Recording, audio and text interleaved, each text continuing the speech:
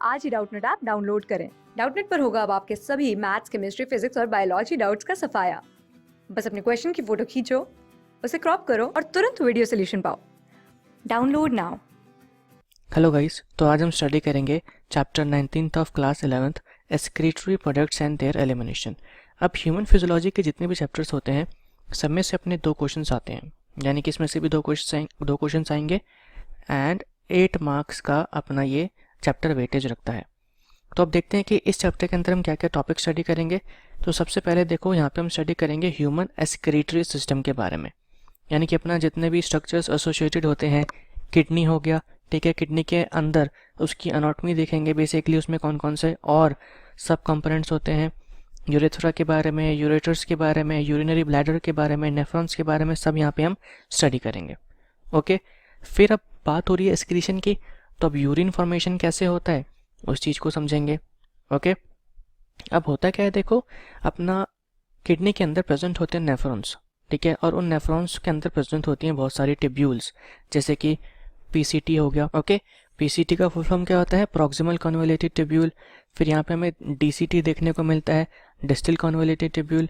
फिर हमें collecting ducts देखने को मिलते हैं। तो फंक्शन ऑफ टिब्यूल्स में यही हम स्टडी करेंगे। अगर मैं आपको सिर्फ बोलता फंक्शन ऑफ टिब्यूल्स, आप समझ नहीं पाते कि कौन से टिब्यूल्स की बात हो रही है। So these are the tubules of nephron. उनका क्या फंक्शन है, कैसे ये पार्टिसिपेशन करती हैं एक्सक्रीशन में, उस चीज़ को हम देखेंगे। ओके, फिर अपना देखो mechanism of concentration of filtrate. Filtrate basically यहाँ पे बात हो रही है, अब जब अपना ब्लड है, ठीक है, ब्लड से जो भी चीज़ फिल्टर होके हमारे किडनी वाले पोर्शन में आ जाती है, जिसको हम नेफ्रॉन कहते हैं, उसको देखेंगे आगे, नेफ्रॉन में आ जाती है, उसको हम कहते हैं फिल्ट्रेट। अब इस फिल्ट्रेट के अंदर सारा अपना सेक्रेटरी सब्सटेंसेज है, सारा सेक्रेटरी मटेरियल है, यूरिन वूरिन सब इसके अंदर प्रेजेंट है।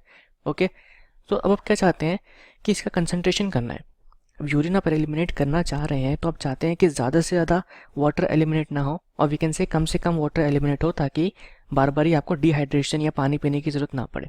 तो इस टॉपिक के अंदर हम देखेंगे कि अपना जो यूरिन है या फिल्ट्रेट है उसको कैसे कंसनट्रेट किया जाता है, कैसे H2O को फिर से रीअब्जॉर्ब किया जाता है from urine. Okay, next topic है अपना रेगुलेशन ऑफ किडनी फंक्शन। तो इसके अंदर देखेंगे हम कि किडनी के जो फंक्शंस है बेसिकली कैसे रेगुलेट हो रहे हैं। हमारे हार्मोन्स आएंगे, एक अपना एक कॉम्प्लेक्स सिस्टम होता है हार्मोन्स का, जिसको हम रास कहते हैं, ठीक है। अब ये रास क्या है हम आगे देखेंगे, क्योंकि फिर अभी सारा सस्पेंस खत्म हो जाएगा तो चैप्टर पढ़ने में मज़ा नहीं आएगा, ठीक है। तो रास देखेंगे हम, ये क्या होता है। फिर आगे मिक्सचुरेशन। मिक्सचुरेशन क्या होता है, अपना एक्ट ऑफ रिलीजिंग यूरिन। तो यहाँ पे हम उसके बारे में स्टडी पर करेंगे, कौन कौन से अपने स्पिंस्टर्स होते हैं, कैसे ये प्रोसेस होता है। और फिर roles of other organ in excretion. अब देखो एक्सक्रीशन का अगर सिंपल सा डेफिनेशन देखा जाए तो एक्सक्रीशन क्या है कि कोई भी वेस्ट प्रोडक्ट को एलिमिनेट करना, वो एक्सक्रीशन होता है। आप सोच रहे होंगे कि किडनी के अलावा भी कोई एक्सक्रीशन करता है, तो हम एग्जांपल देते हैं किसका, लंग्स का। आपके लंग्स जो हैं ये CO2 को एलिमिनेट करते हैं, और CO2 क्या है, एक वेस्ट है। तो कहीं ना कहीं लंग्स भी एक्सक्रीशन कर रहे हैं, नहीं कर रहे, ठीक है। तो ऐसे हम देखेंगे और कौन से ऑर्गन्स होते हैं अपने जो एक्सक्रीशन में पार्टिसिपेट करते हैं। किडनी तो अपना प्रिंसिपल ऑर्गन है ही, लेकिन और कौन से ऑर्गन्स हैं ऐसे। ओके, फिर लास्ट हमारा बचा यहाँ पे डिसऑर्डर्स ऑफ एक्सक्रीटरी सिस्टम, कि अपने एक्सक्रीटरी सिस्टम के अंदर कौन कौन से डिसऑर्डर्स होते हैं। जैसे कि एग्जांपल दें तो आपको कभी कभी यूरिन के अंदर ब्लड देखने को मिलता है, जिसको हम यूरेमिया वगैरह कहते हैं। तो ये सारे डिसऑर्डर्स अपने इस टॉपिक के अंदर हम स्टडी करेंगे। ओके, तो स्टार्ट करते हैं चैप्टर को इंट्रोडक्शन से। ये इंट्रोडक्शन थोड़ा इंपॉर्टेंट है तो उसको हम रीड कर लेते हैं। एनिमल्स जो होते हैं एक्यूमुलेट करते हैं क्या, ammonia, urea, uric acid, carbon dioxide, water and ions like sodium, potassium, phosphate and sulphur etcetera, ठीक है। तो ये सारे एनिमल्स अपने क्या एक्यूमुलेट करते हैं, सब्सटेंसेस एक्यूमुलेट करते हैं। अब ये क्या है, आइदर बाय मेटाबॉलिक वेस्ट है। जैसे कि अपनी बात करें हम कार्बन डाइऑक्साइड की, कार्बन डाइऑक्साइड कब रिलीज होता है, ड्यूरिंग रेस्पिरेशन, ठीक है। और वाटर भी तभी होता है।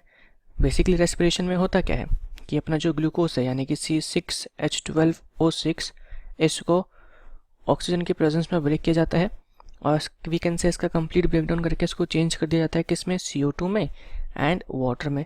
तो ये क्या है, वेस्ट है। और ये वेस्ट कैसे जनरेट हुआ है, बाय मेटाबॉलिक एक्टिविटीज़। आगे मूव करते हैं। अब इन सब्सटेंस को रिमूव करना ज़रूरी है, क्यों, क्योंकि सब्सटेंसेज जो है अगर इकट्ठे होते रहेंगे तो फर्दर प्रोसेस नहीं हो पाएंगे, और वी कैन से ये सब्सटेंसेज जो अपने टॉक्सिक भी हो सकते हैं। तो इस चैप्टर में हम यही स्टडी करेंगे कि अपना जो ये सब्सटेंसेस हैं वो कैसे एलिमिनेट करे जा रहे हैं। और हमारा मेन फोकस किस पर रहेगा, कॉमन नाइट्रोजनस वेस्टेज पे। कौन कौन से होते हैं, ammonia, urea and uric acid. तो इसके ऊपर अपना मेन फोकस रहेगा, ठीक है।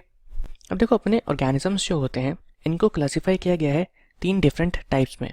किस बेसिस पे, कि कौन सा ऑर्गेनिज्म और वी कैन से कौन सा नाइट्रोजनस वेस्ट एनिमल जो है अपना वो एक्सक्रीट कर रहा है, ठीक है। जैसे कि बात करें हम अमोनोटैलिक की। अमोनोटैलिक कौन से ऑर्गेनिजम्स होते हैं, जब अपना कोई भी ऑर्गेनिज्म एक्सक्रीट करता है क्या, ammonia. The process of excreting ammonia, इसको हम कहते हैं अमोनोटैलिज्म। और ये नेचर जो शो करते हैं उसको हम कहते हैं अमोनोटैलिक। तो आपको उसके एग्जाम्पल याद रखने हैं, जैसे कि बोनीफिश हो गया, एक्वेटिक एम्फीबियंस हो गया एंड एक्वेटिक इंसेक्ट्स। अब बात आती है, आपने एक चीज़ नोटिस करी होगी कि ये हमें देखने को मिल रहा है मोस्टली किसके अंदर, एक्वेटिक एनिमल्स के अंदर। तो ऐसा क्यों होता है, तो ऐसा इसलिए होता है क्योंकि अब वो अपना अमोनिया जो है वो बहुत ज़्यादा टॉक्सिक होता है और इसके एलिमिनेशन के लिए हमें लार्ज अमाउंट ऑफ वाटर की ज़रूरत होती है, ठीक है। जबकि अपना यूरिक एसिड लीस्ट टॉक्सिक है और इसको हम मिनिमम अमाउंट ऑफ वाटर के साथ लॉस कर सकते हैं। अब एग्ज़ाम में कभी कभी हमसे पूछ लेते हैं टॉक्सिसिटी की सीरीज़, तो हमने क्या देखा, अमोनिया जो है अपना वो कैसा है, मोस्ट टॉक्सिक है। तो अगर हम सीरीज़ इसको इरेज कर देते हैं यहाँ पे, देखो अगर हमें सीरीज़ लिखनी हो तो सबसे पहले आ जाएगा अपना अमोनिया, ठीक है। फिर हमारा लीस्ट टॉक्सिक कौन सा है, यूरिक एसिड, यूरिक एसिड, और बीच में आ जाएगा अपना यूरिया। ये बहुत सिंपल सी चीज़ लग रही है, लेकिन एग्जाम में बहुत बार ये पूछी गई है कि मोस्ट टॉक्सिक कौन सा है, इन तीनों में से लीस्ट टॉक्सिक कौन सा है, ठीक है। तो अपना अमोनिया मोस्ट टॉक्सिक होता है और इसके एलिमिनेशन के लिए वाटर का रिक्वायरमेंट भी बहुत ज़्यादा होता है, इसलिए मोस्टली हमें एक्वेटिक एनिमल्स के अंदर ये वाला एक्सक्रीशन देखने को मिलता है। Uric acid basically least toxic है, वाटर का रिक्वायरमेंट इसको इतना ज़्यादा नहीं होता, बहुत कम होता है, इसको बहुत ज़्यादा है यहाँ पे, ठीक है। तो ये हमें ऐसे ऑर्गेनिजम्स में देखने को मिलता है जो वाटर पर ज़्यादा डिपेंडेंट नहीं होते। यूरिया कह सकते हैं इसको वाटर का रिक्वायरमेंट मीडियम होता है, ओके, एक्सेस में भी नहीं और बिल्कुल कम भी नहीं। अब आगे मूव करते हैं, देखो अमोनिया अपना रेडिली सॉल्युबल होता है, ठीक है, और जनरली एक्सक्रीट किया जाता है by diffusion across body surface और through gill surface as ammonium ions. तो आप इस चीज़ को भी याद रख सकते हैं कि अमोनिया जो है उसको किस तरीके से एक्सक्रीट करा जा रहा है, एज अमोनियम आयंस और NH4+ ions. Kidney does not play a significant role in its removal. तो किडनी का कोई इंपॉर्टेंट रोल नहीं होता इन रिमूवल ऑफ अमोनिया। तो अब ये हमारे लिए इतना इंपॉर्टेंट नहीं है, हमारे लिए इंपॉर्टेंट क्या है अब, यूरियोटैलिक ऑर्गेनिजम्स। तो नाम से पता लग रहा है यूरियो, यानी कि ये एक्सक्रीट करेंगे क्या, यूरिया, ठीक है। तो आपको बस क्या याद रखना है कि यूरियोटैलिक ऑर्गेनिजम्स कौन से होते हैं, क्योंकि एग्जाम में कभी कभी पूछा भी गया है कि यूरियोटैलिक कौन सा है जो एक्सक्रीट करता है यूरिया, मोनोटैलिक कौन सा है, यूरिकोटैलिक कौन सा है, ठीक है। तो ये याद रखना है। और इसके एग्जाम्पल, तो यहाँ पे देखो एग्जाम्पल क्या है, mammals and many terrestrial amphibians and marine fishes. तो ये एग्जाम्पल्स आपको याद रखने हैं, मैमल्स हो गया, terrestrial amphibians and marine fishes, okay. अब इस केस में क्या होता है, जो अपना अमोनिया बनता है बाय मेटाबॉलिज्म उसको कन्वर्ट कर दिया जाता है कहाँ पे, यूरिया में, ठीक है। और ये किसके अंदर होता है, लिवर के अंदर होता है। अब ये कैसे होता है इस चीज़ को भी हम आगे स्टडी करेंगे। लास्ट है यहाँ पे अपना यूरिकोटैलिक एनिमल्स, यानी कि ये सिक्रीट करेंगे क्या, यूरिक एसिड, ओके। और ये वाला हमें एक्सक्रीशन किसके अंदर देखने को मिलता है, reptiles, birds, land snails, insects, ये एक्सक्रीट करते हैं nitrogenous waste as uric acid. किस फॉर्म में, पैलेट और पेस्ट फॉर्म में with minimum loss of water. तो आपको ये एग्जाम्पल्स याद रखना बहुत ज़रूरी है, एग्जाम में बहुत बारी पूछे जाते हैं, ओके। अब देखो यहाँ पे अपने ने NCERT का जो दिया था वो पढ़ लिया है, लेकिन यहाँ पे हम कुछ एडिशनल इन्फॉर्मेशन देखना चाहेंगे या आपको बताना चाहेंगे। उसमें क्या क्या आता है, देखो कभी कभी एग्जाम में पूछ लेते हैं हमसे कि अमीनोटैलिक ऑर्गेनिजम्स कौन से होते हैं। अब आप सोच रहे होंगे कि अभी हमने पढ़ा था, लेकिन वो हमने पढ़ा था क्या, अमोनोटैलिक, ठीक है। अमोनोटैलिक एंड अमीनोटैलिक में डिफरेंस है। अमोनोटैलिक सिक्रीट कर रहे थे क्या, अमोनिया, लेकिन हमारे जो अमीनोटैलिक होते हैं ये सिक्रीट करते हैं अमीनो एसिड्स। अब NCERT में तो ये चीज़ दे नहीं रखी, लेकिन एग्जाम में बहुत बारी पूछी जाती है। अब चलो ये भी याद रहता है, लेकिन कभी कभी वो एग्जाम्पल्स पूछ लेते हैं कि कौन कौन से ऑर्गेनिजम्स जो हैं अपने अमीनोटैलिक हैं। तो यहाँ पे आता है यूनियो, ये बिलोंग करता है किससे, मोलस्कास से, ठीक है। फिर अपना लिम्निया, ये भी बिलोंग करता है मोलस्कास से, और एक है अपना यहाँ पे एस्टेरियस, ये बेसिकली क्या है, स्टारफिश, यानी कि बिलोंग करता है एकाइनोडर्मेटा से। देखो मेजॉरिटी ऑफ ऑर्गेनिजम्स अपने कौन से होते हैं, अमोनोटैलिक, ओके, या हो सकता है वो यूरिकोटैलिक या यूरियोटैलिक। लेकिन कुछ कुछ ऑर्गेनिजम्स जो हैं वो अपने दूसरी चीज़ का भी एक्सक्रीशन करते हैं, जैसे कि यहाँ पे हमने देखा अमीनो एसिड्स कर रहे हैं, ठीक है। स्पाइडर्स जो होते हैं अपने, ये एक्सक्रीट करते हैं क्या, सिर्फ गुआनाइन, ओके, इसलिए इसको हम क्या कहते हैं, गुआनोटैलिक। अब गुआनाइन आपने कहाँ पे सुना होगा, अगर पढ़ा लिया है, मैं आई गेस अब नीट की तैयारी कर रहे हैं आप लोगों ने तो पढ़ लिया होगा। गुआनाइन हमें देखने को मिलता है किसके अंदर, डीएनए के अंदर। डीएनए का क्या है, एक नाइट्रोजनस बेस, तो ये इसका एक्सक्रीशन करते हैं। तो बेसिकली अपने अलग अलग ऑर्गेनिजम्स अलग अलग चीज़ों का एक्सक्रीशन कर रहे हैं, मेजॉरिटी ऑफ ऑर्गेनिजम्स ये शो करते हैं। अब मैंने आपको सिर्फ ये दोनों क्यों बताएं, क्योंकि अभी तक इन्हीं दोनों के बारे में एग्जाम में पूछा गया है, ठीक है। एक यहाँ पे हम लास्ट और देख लेते हैं, वो है अपना टीएमओ। टीएमओ बेसिकली क्या होता है, ट्राईमिथाइल अमाइन ऑक्साइड। तो ये भी अपना एक्सक्रीटरी प्रोडक्ट है, किसके अंदर देखने को मिलता है वो भी हम देखेंगे। लेकिन ये बनता कैसे है, देखो सबसे पहले अपने पास आया अमोनिया, ठीक है, जो मेटाबॉलिक एक्टिविटीज से मिला।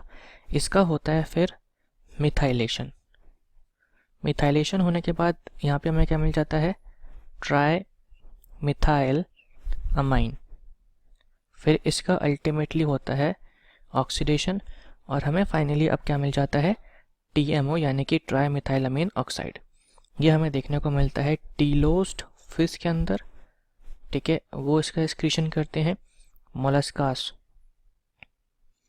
एंड कुछ अपने क्रस्टेशियंस होते हैं। क्रस्टेशियंस किससे बिलोंग करते हैं, आर्थ्रोपोडा से, basically they are aquatic arthropods, ठीक है। तो इन तीनों के अंदर आपको याद रखना है, ओके। या एग्जाम में ये पूछ सकते हैं कि टीएमओ अपना एक्सक्रीटरी प्रोडक्ट है या नहीं है, तो ये चीज़ भी आपको याद रखनी है कि एक्सक्रीटरी प्रोडक्ट होता है ये।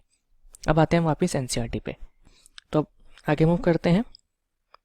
अब यहाँ पे क्या बोला है कि survey of animal kingdom represents कि एक्सक्रीटरी स्ट्रक्चर्स जो होते हैं अलग अलग ऑर्गेनिजम्स में अलग अलग होते हैं। जैसे कि यहाँ पे बात करें हम most of invertebrates, okay, invertebrates में क्या होता है, स्ट्रक्चर जो है यानी कि अपना जो एक्सक्रीटरी स्ट्रक्चर है वो सिंपल ट्यूबुलर फॉर्म में देखने को मिलता है, जबकि वर्टिब्रेट्स के अंदर हमें कॉम्प्लेक्स ट्यूबुलर ऑर्गन्स देखने को मिलते हैं, जैसे कि किडनी हो गए। तो बेसिकली ये देखो, ये वाली जो चीज़ है यहाँ पे जो दे रखी है इन्होंने, ये ऑलरेडी एनिमल किंगडम में आई गेस पढ़ी ही होगी सबने, एक बारी फिर से रिवाइज हो जाएगा तो देख लेते हैं। यहाँ पे बात करिए सबसे पहले किसकी, प्लेटीहेल्मिन्थेस की। तो प्लेटीहेल्मिन्थेस के अंदर अपने एक्सक्रीटरी स्ट्रक्चर्स कौन से होते हैं, फ्लेम सेल्स, जिसको हम प्रोटोनेफ्रिडिया भी कहते हैं, ठीक है। फिर बात कर रहे हैं यहाँ पे किसकी, एनालीड्स की, एनसेफालोकॉर्डेट्स की। तो उसके अंदर भी हमें फ्लेम सेल्स देखने को मिलते हैं, लेकिन आपको मेनली फोकस इस पे रखना है, प्लेटीहेल्मिन्थेस पे। ये प्लेटीहेल्मिन्थेस के कैरेक्टरिस्टिक स्ट्रक्चर्स हैं, ओके। फिर आगे यहाँ पे देखो, नेफिडियस आर ट्यूबुलर एक्सक्रीटरी स्ट्रक्चर्स, किसके अंदर, अर्थवर्म एंड अदर एनालीड्स। फिर हमें देखने को मिलते हैं नेफ्रिडियस। अब देखो प्रोटोनेफ्रिडिया एंड नेफ्रिडिया में क्या डिफरेंस है, दोनों के दोनों अपने ट्यूबुलर स्ट्रक्चर्स हैं, बस क्या है कि ये सिंपल ट्यूबुलर है, ठीक है। यहाँ पे ये थोड़ा और कॉम्प्लेक्स फॉर्म में हो गया है, ओके। तो कॉम्प्लेक्सिसिटी पे के बेसिस पे, जैसे कि पहले क्या बोल दिया, प्रोटोनेफ्रिडिया, ठीक है, फिर नेफ्रिडिया, और फिर नेफ्रिडिया से अल्टीमेटली हमारे पास क्या आ गया, कॉम्प्लेक्स ऑर्गन, जिसको हम कह देते हैं किडनी, ठीक है। तो उसके कॉम्प्लेक्स के बेसिस पे कि भाई कितना ज़्यादा कॉम्प्लिकेटेड स्ट्रक्चर है, उसके बेसिस पे एक क्लासिफिकेशन किया गया है। तो नेफ्रिडियस हमें किसके अंदर देखने को मिलते हैं, आर्थॉम्स एनालीड्स के अंदर। अब नेफ्रिडिया का क्या फंक्शन होता है, ये रिमूव करता है नाइट्रोजनस वेस्ट, जो कि एक एक्सक्रीटरी ऑर्गन का काम है, साथ ही साथ मेंटेन करते हैं फ्लूइड एंड आयनिक बैलेंस, और इस प्रोसेस को हम कहते हैं क्या, ऑस्मो रेगुलेशन, ठीक है। ऐसे ऑर्गेनिजम्स जो अपना फ्लूइड और आयनिक बैलेंस मेंटेन करते हैं। अब आयनिक बैलेंस की ज़रूरत है वो भी हम देखेंगे आगे जाके। तो आयनिक बैलेंस मेंटेन करते हैं उसको हम क्या कहते हैं, ऑस्मो रेगुलेटर्स, ठीक है। तो एक बार इसको हम इरेज कर देते हैं, यहाँ पे हम कुछ इंपॉर्टेंट चीज़ है उसके बारे में स्टडी कर लेते हैं। ऑस्मो रेगुलेटर्स, ठीक है, ये ऑर्गेनिजम्स जो होते हैं ये क्या करते हैं, अपना आयनिक बैलेंस यानी कि बॉडी में जो अमाउंट ऑफ आयन्स है हमेशा उसको कांस्टेंट रखते हैं, आयनिक बैलेंस को मेंटेन रखते हैं, ओके। लेकिन अपने कुछ ऑर्गेनिजम्स होते हैं जिसको हम कहते हैं क्या, ऑस्मो कॉन्फॉर्मर्स। ये कौन से ऑर्गेनिजम्स हैं, ये अपना आयनिक बैलेंस